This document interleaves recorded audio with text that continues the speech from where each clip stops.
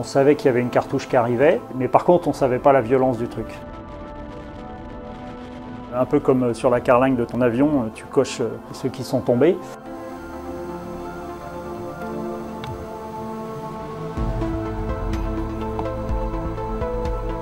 C'est ma première transat en solitaire et ma première course en solitaire d'ailleurs en multicoque. Mais par contre j'avais déjà beaucoup navigué sur des bateaux comme ça, comme équipier et pas comme skipper d'ailleurs. C'était la première course du bateau. Le bateau avait été mis à l'eau quelques mois avant.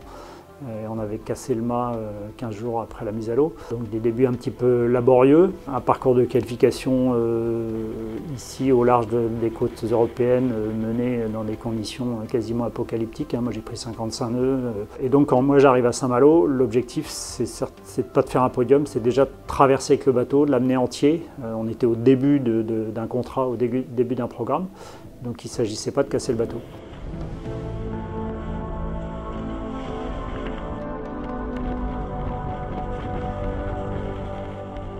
On savait qu'il y avait une cartouche qui arrivait, mais par contre on ne savait pas la violence du truc. Sur les prévisions de 0 heure, il est prévu 40 nœuds de vent sur les fichiers de vent.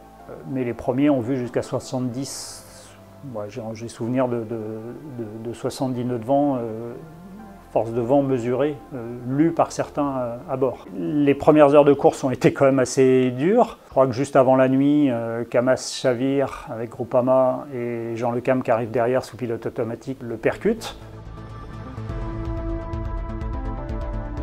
Au moment où ça arrive, il n'y a pas d'échappatoire possible. C'est-à-dire que si vous faites demi-tour, vous vous retrouvez dans la nasse quand même.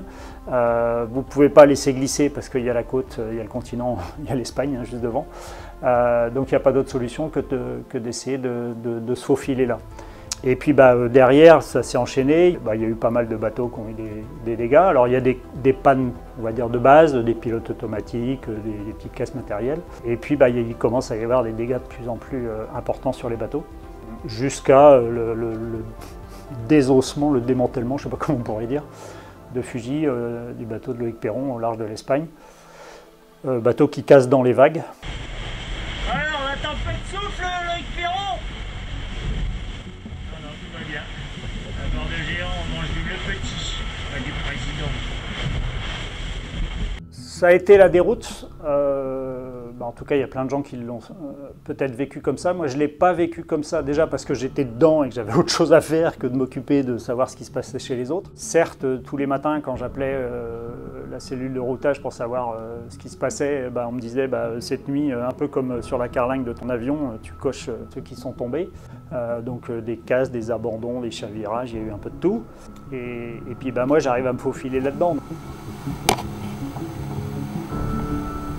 À la sortie de ce bazar-là, on compte sur les doigts d'une main le nombre de bateaux qui restent sur le champ de bataille. Marc et Lalou s'arrêtent, je crois, aux Açores pour réparer. Et en fait, moi je me souviens, mon équipe ne voulait pas que je m'arrête à Porto Santo. Ils disaient, non, c'est bon, regarde, il n'y en a plus grand monde en course, tu peux faire un podium et tout. J'ai dit, rien à foutre, je m'arrête, je vérifie mon bateau et je repars. Non, mais il ne faut pas faire ça et tout. Donc le routeur, ma compagne, l'attaché de presse, tout le monde s'y met. Non, t'arrêtes pas, continue et tout, il y a un coup à jouer et tout. Je m'arrête. Ils ont même demandé à Hubert, mon frère, qui avait construit le bateau, ils ont même demandé qu'il m'appelle. Pour essayer de me dire, non, faut pas t'arrêter. Et si, je m'arrête et puis on verra plus tard. Moi, quand je repars de Porto Santo, je suis toujours dans le même objectif, traverser, amener le bateau de l'autre côté. Certes, il n'y a plus grand monde, donc je vais faire dans les 5 à la Route du Rhum. De toute façon, tous les autres, ils sont rangés.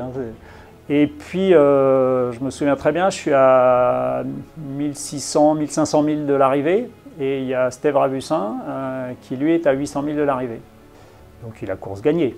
Donc là, c'est pas la peine de bombarder, c'est pas la peine de mettre le Genac et border tout à fond la caisse. Toujours pareil. Je naviguais sous le Genac quand même, mais bon, voilà. Pas forcément à 100%, c'était pas du tout l'objectif.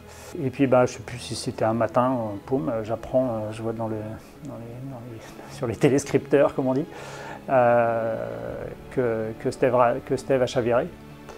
Et que donc voilà, je suis en tête de la Route du Rhum et que maintenant c'est à moi de ne pas faire comme lui et d'emmener le bateau jusqu'à l'arrivée. Quand moi j'arrive, voilà, je suis content d'arriver, je suis content d'avoir fini, j'ai rempli mes objectifs, bien au-delà même, parce que, en tout cas, l'objectif que je m'étais fixé, celui-là, il est atteint, et après c'est que du bonheur, c'est la cerise sur le gâteau. À l'époque, je crois que j'ai même parlé de hold-up.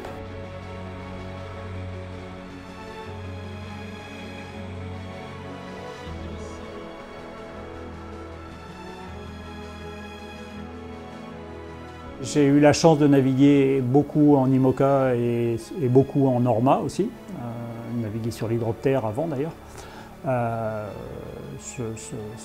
Je reste catégorique, les Orma étaient les plus beaux bateaux et programmes qui ont jamais existé en course au large en France, en course au large tout court d'ailleurs. Cette classe a été lâchée de façon totalement disproportionnée et totalement incohérente. C'était facile de tirer sur l'ambulance. Ces bateaux étaient extraordinaires, c'était les bateaux qui naviguent et qui continuent aujourd'hui. Aujourd'hui, il n'y a pas de série, je pense que même les Figaro, il n'y a pas de série de course au large qui navigue plus que ce qu'on naviguait à l'époque avec les Orma. C'est pas nostalgique pour être nostalgique, c'est nostalgique parce que c'était des bateaux extraordinaires.